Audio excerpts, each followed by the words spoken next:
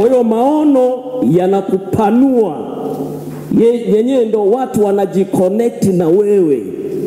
Kwa hiyo hiyo ndio nguvu ya maono. Kama unataka kujulikana, usitafute umaarufu, tafuta maono. Bwana Yesu asifiwe sana. Ukishapata maono yako, basi yani wewe umaarufu utatokea, utajiri utatokea. Kama mnafuatilia kwa mfano series za mafundisho na speech za ndugu yetu ambaye ameaga safari yake, Myles Munroe. Yeye alianza maono yake kwenye chumba cha 12 kwa 12. Hapo ndipo alipokuwa anafundishia watu. Amekaa miaka ya kutosha anafundisha pale maono yake, anatumikia maono yake kwa kiwango cha kimataifa kwenye room ya 12 kwa 12. Halafu ikatokea siku moja kuna mtu akaja akamsikia anachofundisha kwenye hiyo room ya 12 kwa 12. Na baada ya kusikia, alipoenda kwao, yeye alikuwa ni Marekani, akampigia simu kwenda kwenye international conference. Kwa hiyo akasema, anaongea anasema, you just need one phone call kutoboa kwenye maisha. Bwana Yesu asifiwe sana.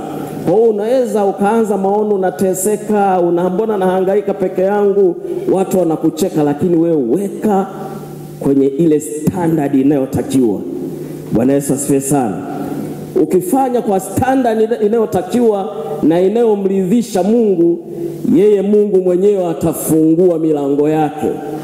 Halafu utashangaa siku moja tu utapewa kazi moja tu ambao maisha yako yatabadilika kabisa. Au utakutanishwa na mtu mmoja tu ambayo historia yako ya maisha itabadilika kabisa. Tatizo letu la leo, watu wengi wamekosea. Wanakimbizana sana kupata mafanikio. Yaani kila akiamka yeye anatafuta mafanikio. Nataka nifanikiwe, nataka nifanikiwe. Nikwambie hivi, unaweza ukafa maskini wakati kila siku nakimbizana na kutafuta mafanikio. Kwa sababu mafanikio yana kanuni zake. Lazima yawe na kitu ambacho kinabeba yale mafanikio yako.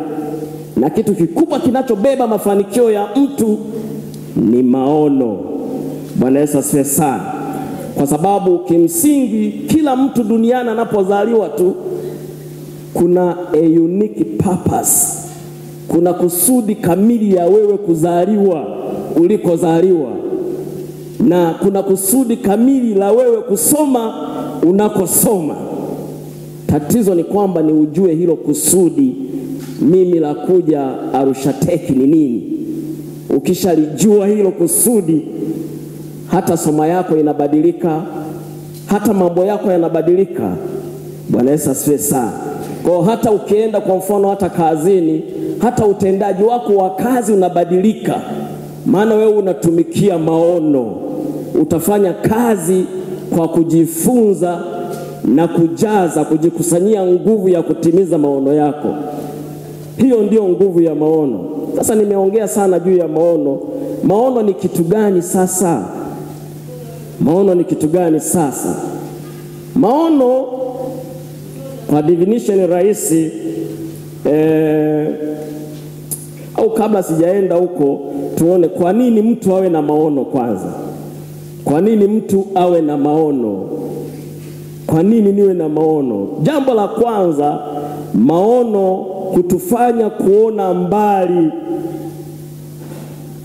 kuona mbali ya upeo wa macho yetu ya nyama.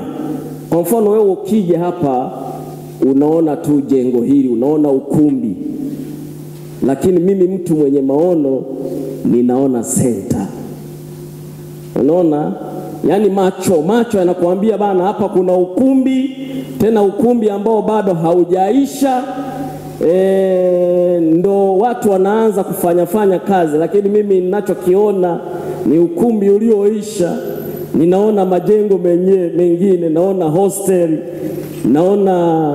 naona restaurant. naona sehemu za kukaa nje nyingine, maana mimi nina maono. Mtu mmoja ilipomalizwa kujengwa ile Disneyland, maana yule mwanzilishi wa Disneyland kama sikosei, wanasema alikufa kabla haijatengenezwa. Sasa ilipotengenezwa, wakamfuata mke wake wakamwambia, bana, angekuwepo huyu Disney angefurahi sana. Yani ilipomalizwa well finished, yule mama akacheka sana, akasema, nyie hamjui, yeye alikuwa ameshaiona hii kabla haijajengwa.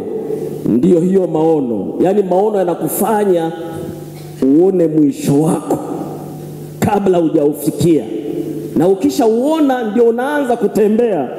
In fact, nilishangaa nilipokuwa najifunza hii topic ya maono. Mtu mmoja anasema hivi, yani hata mioyo yetu, nafsi zetu haziwezi kuwaza bila picha. Yani chochote wewe, nafsi yako, your soul does not think without a picture. Kwa hiyo ni lazima unapokuwa na ile picha, yani mtu anapokuwa na ile maono yake, mwisho wake unakuwaje, ndivyo sasa unaanza kufikiria namna ya kutimiza, namna ya kufanya. Kwa mfano, mtu kama hajaiona degree yake au diploma yake, hawezi kusoma kwa nguvu zote. Lakini mtu anayeiona, baada ya diploma yangu nitaweza kuwa na kampuni yangu, nitaweza kuajiriwa. Hao ndio watu ambao wanaweka hata miguu yao kwenye maji ili wasisinzie, maana ameuona mwisho wake tangu mwanzo. Bwana Yesu asifiwe sana. Na hilo ndio tatizo tulionao kubwa. Mtu yuko shuleni, unahimizwa kwenda prepo, unahimizwa kujisomea, unahimizwa kwenda darasani, unahimizwa kufanya homework. Ni kwa sababu hujauona mwisho wako.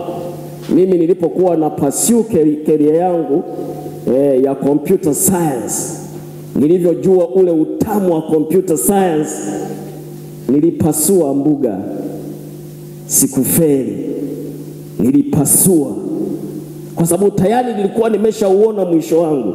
Kwa hiyo maono yanakusaidia kuona mbali. Alafu cha pili, maono yanakupa mwelekeo wa maisha. Mtu asiye na maono ni sawa na mtu kipofu asiyejua aendako, asiyejua kilicho mbele yake. Ukisoma katika Mathayo 15:14 anasema, kiongozi kipofu akimwongoza kipofu mwenzake watadumbukia shimoni wote. Kwa mtu ambaye hana maono, hana picha, hana dira inayomsaidia kwenda mbele. Bwana Yesu asifiwe sana. Cha tatu, maono imsaidia kumfanya mtu asiumbishwe na upepo wa kila aina. Yanakufanya uwe focused, hauwezi kuyumbishwa. Ndio maana mtu ambaye ana maono hawezi kuruhusu, kwa mfano, awe na mtoto wakati yuko sekondari. Maana najua nikiwa na mtoto, safari yangu ya kupata certificate ya secondary school ndio imeishia hapo. Mtu mwenye maono ni watu wamejifocus, hawacheleweshi, hawayumbishwi. Na mtu mwenye maono kupanua wigo wa fikra zake. Waswahili wanasema mtu mwenye maono sio mtu mwenye fikra finyu, maono ya kuku. Yani maono unaona hapa tu kinachokuja mbele yako. Mtu mwenye maono anaona mbali hata kile kilichofichika. Maono pia kumsaidia mtu avumilie apitapo kwenye magumu. Inakusaidia kupita kwenye magumu. Sasa maono maana yake ni nini? Maono ni picha halisi ya hatima itarajiwayo. Maono ni picha halisi ya hatima itarajiwayo. Lazima ujue mwisho wako ni nini. Lazima ujue ninakwenda wapi. Ndio maana mimi hata nikipata challenge za Mwangaza Hope Foundation, I know where I'm going. I know where I'm heading. Kwa hiyo challenge zipite tu, zije ziondoke, lakini mimi niko pale pale. Bwana tusaidie sana. Picha itarajiwayo. Je, una picha ya maisha yako? Unataka kuwa nani katika hii dunia? Wewe ni nani katika hii dunia? Kwa tunapoongelea maono, maana yake lazima ujitambue, lazima ujijue, lazima uwe na picha kamili. Bwana Yesu asifiwe sana. Lazima uwe na picha kamili. It's a mental picture of your future. A mental. Maana nimekuambia kwamba your soul does not think without a picture. Yani kama hauna hiyo picha, yani zile turbo, ule uwezo ambao Mungu ameuweka ndani yako, hauwezi kufunguka. Hautakuwa na juhudi, hautakuwa na kitu kinachokumotivate, hautakuwa na passion. Mafanikio, ndugu zangu, niwaambie, yanahitaji nguvu, yanahitaji energy, yanahitaji sacrifice. Bila hiyo tunadanganyana.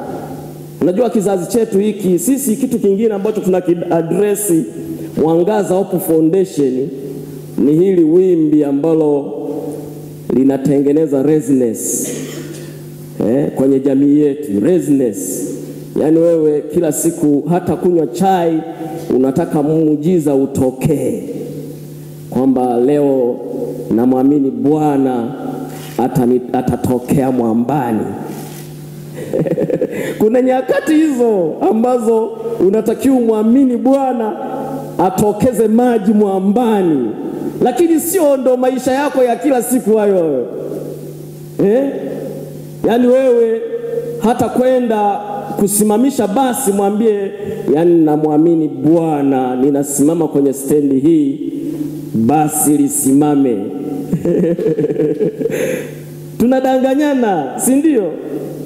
Maisha ni principles, maisha ni safari, maisha ni kanuni, na Mungu ameweka hizo kanuni. Ndio maana Mungu alipomuumba mwanadamu alimwambia, alimkabidhi bustani ya Eden, akasema ilinde na uitunze. Bwana Yesu asifiwe sana. Hiyo ndio principle ya maisha. Kwa hiyo ni lazima uwe na picha ya mbele ya maisha yako. Ni lazima ifike mahali mtu ujue sura halisi ya maisha yako ya baadaye. Usijiendee tu, yani kama unajiendea tu wewe ni kipofu. Maana yake mtu ambaye hana maono ni kipofu, hujui unakokwenda. Unakuja tu unasoma, nasoma mifugo. So what? Usipojua thamani ya udaktari wa mifugo, wala hutaichukulia uzito hii degree yako. Usipojua thamani ya ualimu wa special, mnaita nini? Special education, special children. Kama haujui hiyo thamani yake, yani utakuwa tu upo. Kwa lazima ifike mahali kama mtu wa Mungu na kama mtu ambaye uko determined kufikia mafanikio yako ya hali ya juu kabisa, lazima ujue sura ya maisha yako ya mwisho. Unataka kuwa nani? Unataka kuwa nani? Ukisoma habari za kina Martin Luther, wakina Nelson Mandela, sio kwamba waliabandon tu wao maisha ya ofisini, kusoma sheria na kutoa ushauri wa kisheria, akaenda kwenye siasa. Aliiona future yake kwenye siasa. Bwana Yesu asifiwe sana.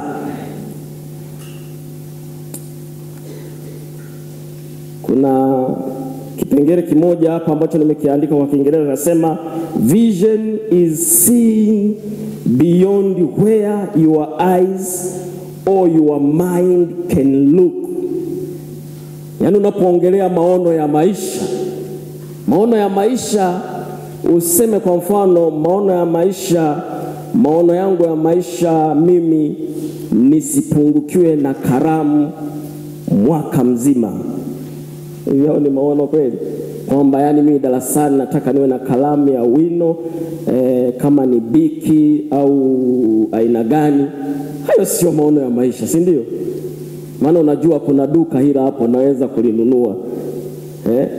Maono, yani unapoongelea maono maana uko naongelea maono vitu ambavyo yani hauwezi kuviona kwenye mind. Mimi mwenzangu wa Mwangaza alikuwa anasema nimeanza kuona maono haya nikiwa mtoto.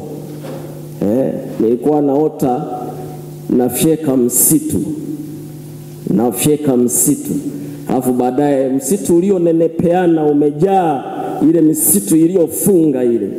Alafu ile misitu mwanga uneni njia inatokea, alafu watu wanapita. Alafu tafsiri yake sasa ndio ilikuja kuwa Mwangaza Hope Foundation, kwamba katika maisha ya wanadamu walio wengi kwenye akili zao, kwenye maisha yao ni kama msitu. Kuna watu wengi ambao wamepotelea kwenye huo msitu. Maana naamka leo labda niwe mhasibu, labda nifanye biashara hii inakufa, na labda nichume mahindi barabarani na yenyewe inashindikana, labda niwe mjenzi. Yuko kwenye msitu. Umeona? Sasa watu wengi wao wanapotelea tu kwenye msitu humo mpaka wapate kitu kama Mwangaza ili kukusaidie, kukuonyesha kwamba maono bana huwa tunatunga namna hii, halafu baadaye ndio tunaendesha namna hii yaweze kuyafikia. Kwa hiyo ndio ilitoka huko Mwangaza. Bwana Yesu asifiwe sana. Labda hebu tuanze sasa kuziangalia hizo building blocks. I don't know how I'm doing with time. Utanichukulia dakika zangu. Hatua za kujenga maono, building blocks of vision.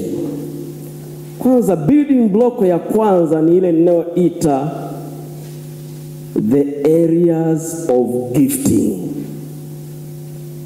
The areas of gifting, maeneo ambayo yako ndani ya vipawa vyako na karama zako, maeneo ambayo yako ndani ya uwezo wako, the areas of gifting. Najua kama nilivyotangulia kusema kwamba kuna hazina ya Mungu ndani yako, kuna vipawa vya Mungu ndani yako. There is God's treasure within you.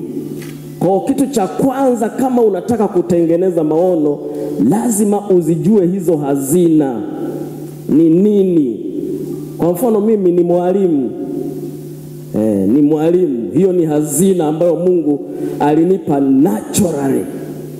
Mimi walimu wangu sijajifunza saikolojia, sijajifunza elimu ya walimu kwa mfano walimu wanavyofundisha. Lakini nikifundisha walimu wanafunzi wangu wananifurahia. Na hii nilithibitisha. Kuna wakati mmoja nilipewa darasa ambalo linanizidi umri.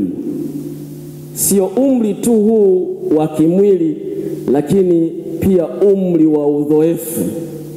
Nilipewa madirector pale Sami, nilipewa madirector kutoka Kenya, kutoka Uganda, kutoka Tanzania, tena madirector wa human resource.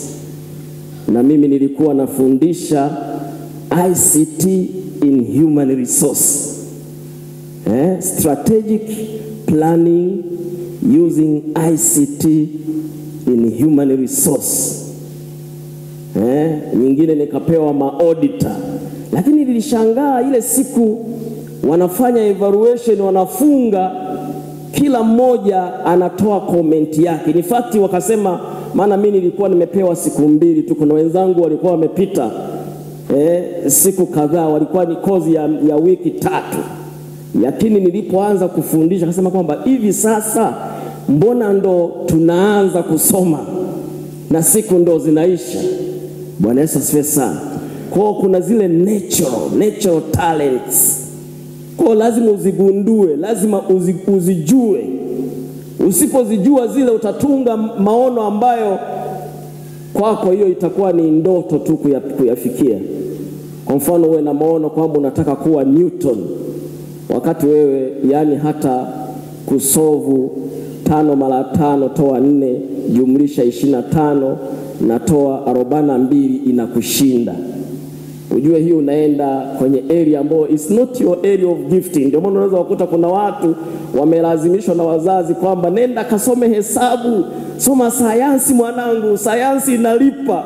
Lakini huyu mtu anajitahidi kusoma, yani anasoma, yani amesoma sana, yani maksi za mtihani zinapokuja amevuka C ile ya mwanzo, inaita C plane.